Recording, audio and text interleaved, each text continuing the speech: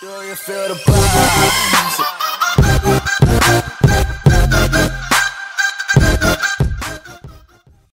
What's up, YouTube? It's Carolina Calvin, and the NFL playoffs are upon us. Wild Card Weekend is, for us, this weekend. Of course, you get two games on Saturday, 2 games on Sunday, and I wanted to pretty much talk about who I think is gonna win. The different what's going on with the different teams, because the AFC has not been good, and injuries at the end, near the end of the season, have definitely hurt the AFC playoffs. But getting into the first game, the Oakland Raiders head to Houston to play the Texans. The Oakland Raiders, the first thing I'm gonna talk about is Derek Carr not being there. They're on the third string quarterback, Matt McGloin. The second string quarterback got hurt.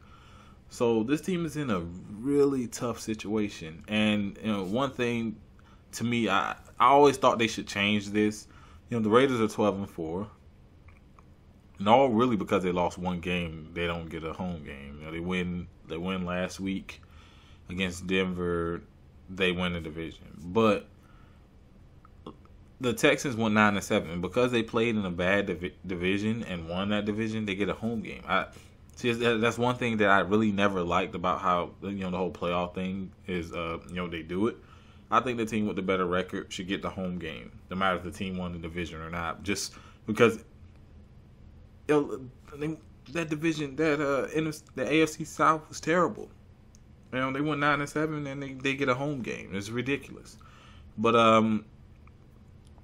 for Oakland, the running game, Latavius Murray, they're gonna have to rely heavy on that, which they have done a solid job of whenever they do run it. And I see without Derek Carr, they're gonna have to run it. Matt McGloin has not played many snaps. He only played in the very last week and didn't look good when he was playing. In fairness, you don't get to play the entire season. You don't even expect to play the entire season. How are you gonna play? So hopefully they're gonna get him ready, but I don't think he's not gonna be able to do a lot. He may surprise some people, who knows? But I don't think he's gonna be able to do a lot. So it's gonna have to be the run game. The run game is gonna have to carry them mainly offensively, and he can play off that.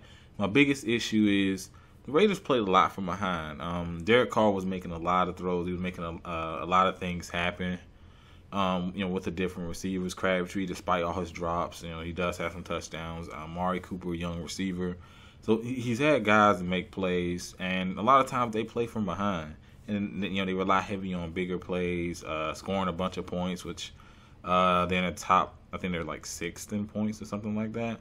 So, they have been scoring a lot of points. But it's been the defense. The defense has been giving up a lot of points. Outside of Khalil Mack, really, they've struggled defensively. And, this guy's had a Defensive Player of the Year type season, but he's just one man. And, Houston, I'm pretty sure, is going to send a lot of double teams his way, a lot of chips. So it's going to have to be somebody else to step up for that Oakland Raiders defense, Bruce Irvin. So they need someone else to step up, and they're going to have to help their offense out. They're going to have a game where they play good. And just from looking at the games, they just don't have the overall talent to consistently get stops. Now, this is the Houston Texans, and Brock Osweiler has been terrible. They paid him all this money. He hasn't been good.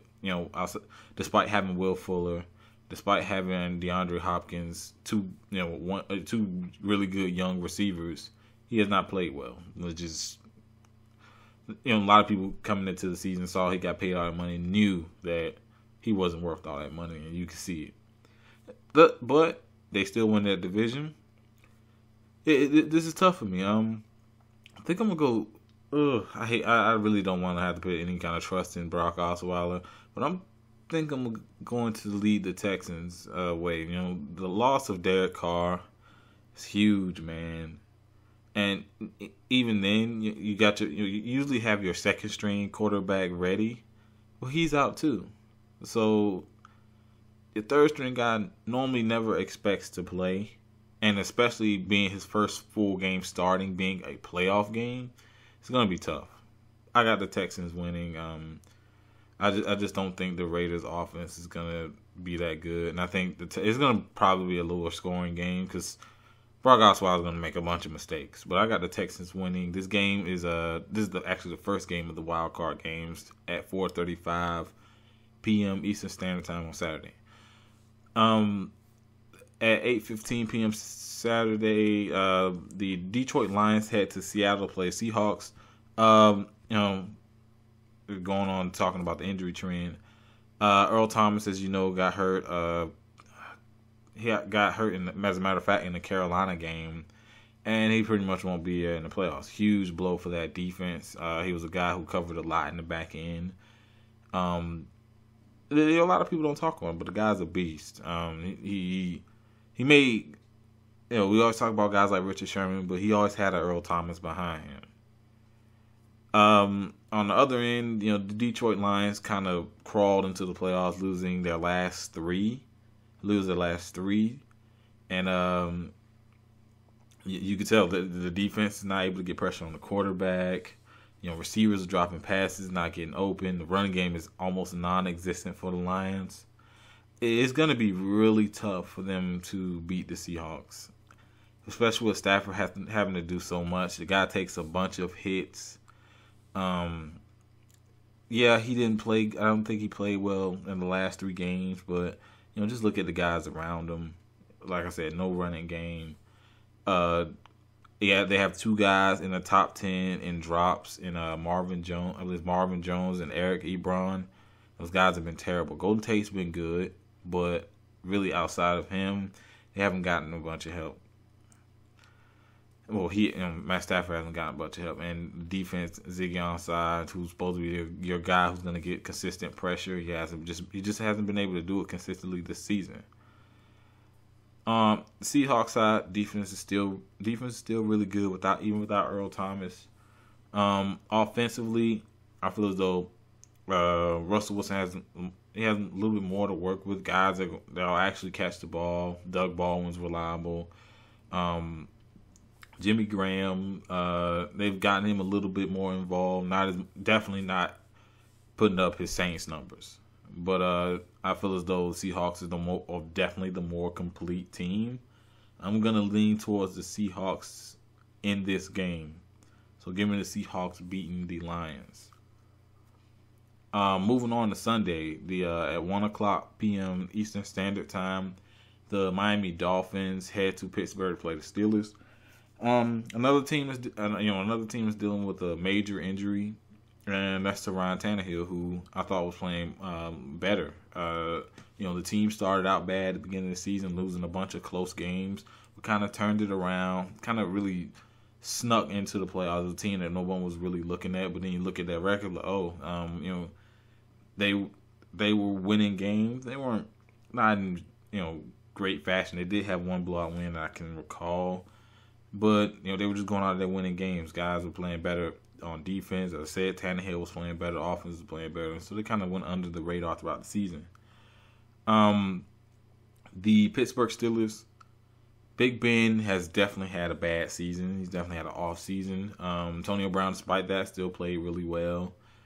But to me, this year, despite missing games, their best player specifically their best offensive player of this year, or you can say their best player, has been Le'Veon Bell. I believe second, third in terms of rushing. He missed the first 3 games. This guy, case in point, the Buffalo game, he had 250 something yards rushing, about 60 something yards receiving. The guy was playing like a beast, and ever since he's come back, he's been a difference maker as a receiver, as a blocker, and as a runner. You can only imagine the amount of yards he would be putting up if he played those first 3 games. I'm gonna go with the Steelers. I feel as though they have a little bit more to work with offensively, and then without Ryan Tannehill, you never want to go to your second, third string quarterback, especially in playoff time. You always want your starter, and that's for any position, but definitely quarterback. You want a guy that's been there all year, who's gotten the snaps. And I just feel it's going to be tough for them to move the ball. Still, defense is not great, but I feel as though they're going to control the game with their offense. with a guy like Ben Roethlisberger, hopefully has a better game. Le'Veon Bell, so it's gonna be important for that defense to really get some pressure on, slow down the run by Le'Veon Bell, get some pressure on Big Ben, and offensively, when you're having issues at quarterback, you always want to be able to establish the run. That way, that quarterback can play out that run. You can get shorter, 3rd and 5, 3rd and 4. So that way, he can make the easier completions. He doesn't have to hold the ball and possibly make a mistake. So running game is definitely important, and defensively getting pressure on Big Ben. Usually I always talk about running game, but running game is very important come playoff time. But I have the Pittsburgh Steelers winning in this game. Next game, say the best for last at, it says 4:40 p.m. Eastern Standard Time on Sunday.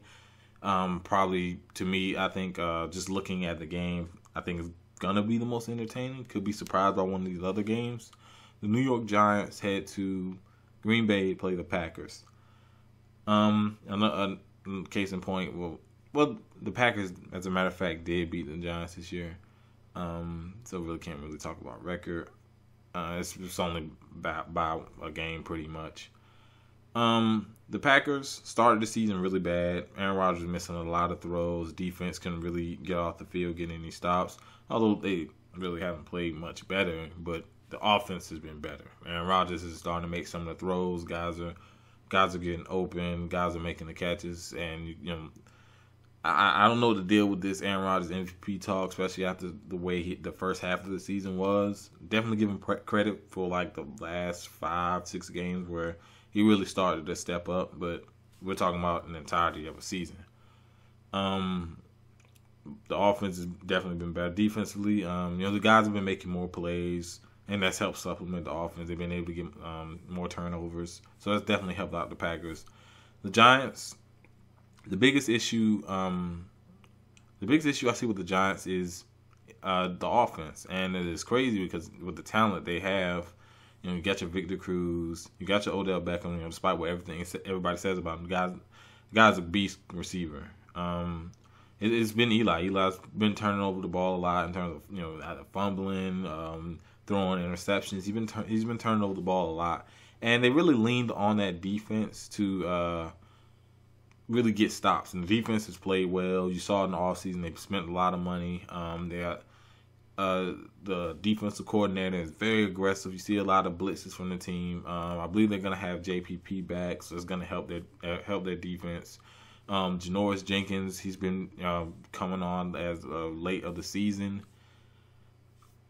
The Giants team, they're going to rely heavy on their defense to win a lot of these games. This is a tough one for me to pick just because how well that Giants defense has played.